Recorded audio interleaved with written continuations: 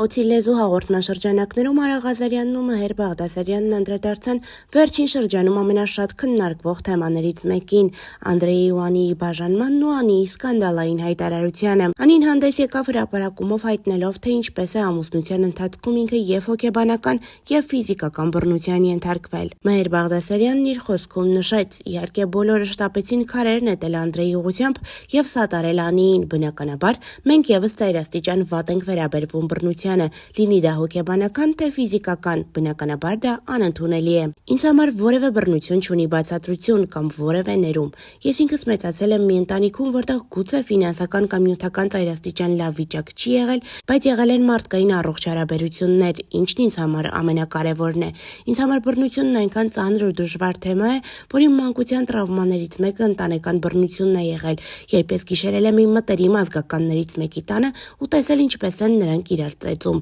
Ես վազել ու զանգել եմ քաղաքային հեռախոսով պապայիս, հույս ունենալով, որ տասնյակ կիլոմետր հեռավորության վրա կկարողանա օգնել։ Սա իմ մանկության ամենածանր տրավմատիկ հիշողությունն է։ Պատմում եմ, որ իմանաք որքան ծանր եմ տանում ես բռնությունը։ Անիի և Անդրեյի թեման շատ նուրբ թեմա է և պետք է շատ զգուշորեն քննարկենք, որ որևէ կողմին չվնասենք։ Կրկնում եմ, եթե եղել է բռնություն, ես դա դատապարտում եմ, անկախ նրանից, որ Անդրեն իմ ընկերն է։ Այս ամենի դրական կողմն այն է, որ տեսնում ենք առողջ էմպաթիա հասարակության կողմից կնոջ նկատմամբ, ինչը նախկինում չկար, սակայն մենք կրկին անցնում ենք սահմանը, մոռանալով և խախտելով անմեղության կանխավարկածը, հաշվի չառնելով, որ գուցե զրպարտություն է, այստեղ գուցե չկա բռնություն կամ կան իրավիճակի տարբեր երանգներ ու ամեն ինչ սև ու սպիտակ չէ, թեև բռնության պարագայում ինձ համար ամեն բան սև ու սպիտակ է։ Ես Անդրեյի հետ մեկ հարկի տակ ապրել եմ երկար, ճամփորդել եմ նրա հետ։ Ես ինձ վրա կարող եմ կասկածել, որ կարող եմ հունից դուրս գալ ու անել ոչ ադեկվատ բաներ, բայց Անդրեյի վրա բացարձակ չեմ կասկածում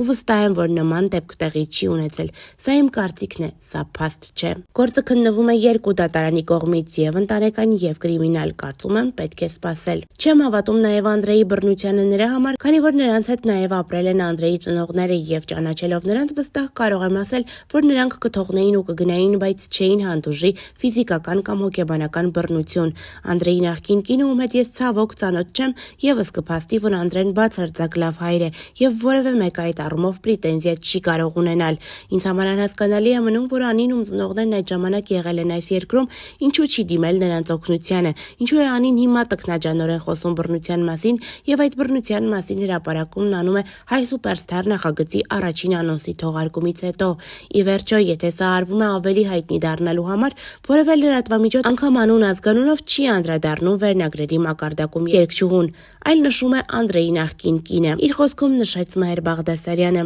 Արա Ղազարյանը խոսելով թեմայի մասին հավելեց. Ես այս առումով արդեն հրապարակում արել եմ Instagram-ում, բայց կկրկնեմ, որ գոյություն ունի անմեղության կանխավարկած, որը խախտել իրավունք չունի և ոչ ոք, և միանգամից քառատել և միանգամից բարձրացնել կաղաղան ու հալած յուղի տեղ ընդունել մի կողմի ասածները, չսպասելով ու չլսելով մյուս կողմին, մեղմ ասած սխալ է։ Այն գրառումներն ու այն մեկնաբանությունները, որ մարդիկ անում էին Անիի գրառման տակ, պատիվ չի բերում ոչ մի հայ մարդու։ Ես անընդհատ կարդալով ապշում էի, որ Անին չի հեռացնում դրանք։ Չկա առողջ հասարակություն։ Անդրեյին միանգամից տարան ու տեղադրեցին Արցախյան թևում և արցախցիներին ատողները գրեցին թուրք, ղարաբաղցի և այլն։ Եվ սա Անին չէր հեռացնում։ Տանը մեծանում է երեխա, որի հայրն Անդրեն է, և միայն այդ պատճառով Անին պետք է հեռացներ այդ մեկնաբանությունները։ Անիին մի խորհուրդ վերանայեք կոմենտները, ուղղակի դրանք ճիշտ չէ, որ մնան։ Կարծում եմ դատարանն իր տեղը կդնի ամեն ինչ, բայց եկեք սառը տրամաբանենք։ Առաջին օրը, երբ Անդրեյին ձերբակալեցին, Անդրեն մեղադրվում էր մարդկության հանդեպ գործած բոլոր հնարավոր և անհնարին հանցագործություններով։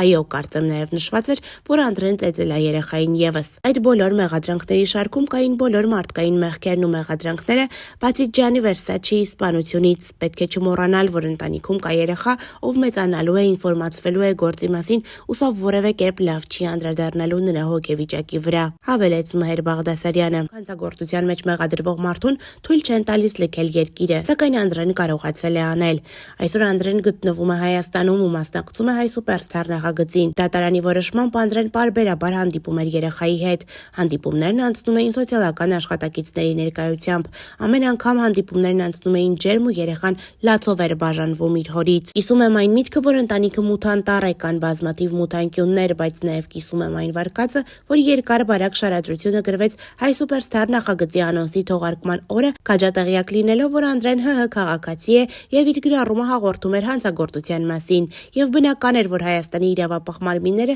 նույնպես հետաքրքրվեցին այս գործով, սակայն բաց թողեցին այն, իմանալով, որ գործը քննվում է Ամերիկայի Միացյալ Նահանգներում։ Ես չեմ կարծում, որ կա էմպաթիայի հարց, որովհետեւ եթե լիներ, մի փոքր կտեսնեինք Անահիտ Սիմոնյանի դեպքում։ Հասարակությունը չհասկացավ, որ Անահիտը Հայկոյի միակ կինն էր, միակ երեխայի մայրն էր։ Քարերը վերցրին ու սկսեցին լարել։ Պատրաստ էին Անահիտ Սիմոնյանին հրապարակում այրել։ Այստեղ հակառակն եղավ։ Հայերը չեն սիրում հաջողակ կանանց։ Պետք է ամեն բան անել քաղաքակիրթ։ Անդրեի լռությունը պետք չէ դիտարկել որպես մեղավոր մարդու լռություն։ Մարդը լռում է, քանի որ դատավարությունը գնում է, նշել էր Արա Ղազարյանը։ Մհեր Բաղդասարյանն էլ հավելեց, եւ ի վերջո կա օրենք, ըստ որի դատավարության ընթացքում Անդրեն իրավունք չունի մոտենալ ոչ նախկին կնոջը, ոչ նրա մասին հրապարակումներ անել ու խոսել։